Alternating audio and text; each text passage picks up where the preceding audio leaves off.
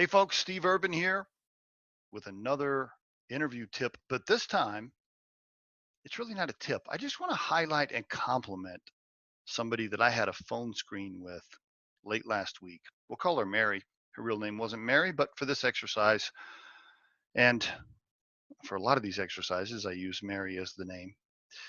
She was absolutely fantastic. And I want to share that with you because often on this podcast, we're giving you all the things that the candidate did wrong so you can learn from those. But in this case, I want to highlight the positives.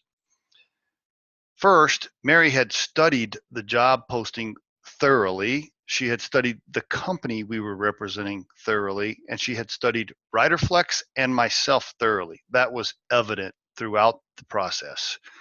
She knew her stuff. She knew everything about the company, us, me, you name it. She had done her homework. It was beautiful.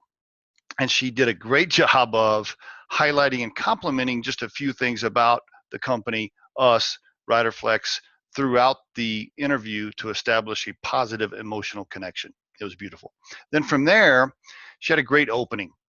The opening of, hey, tell me about yourself, which is what most recruiters start with. It was beautiful. She had practiced it. She included a little bit of personal stuff. She included highlights from her career, major accomplishments, etc. It was a work of art, and it wasn't too long.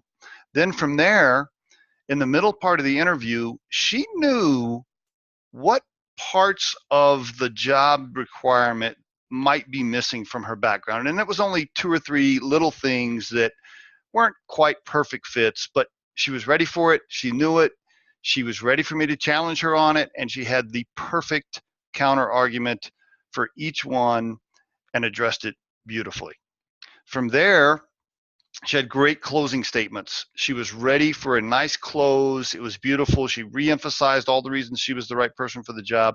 Then she finished that off with 2 or 3 key questions she had prepared ahead of time.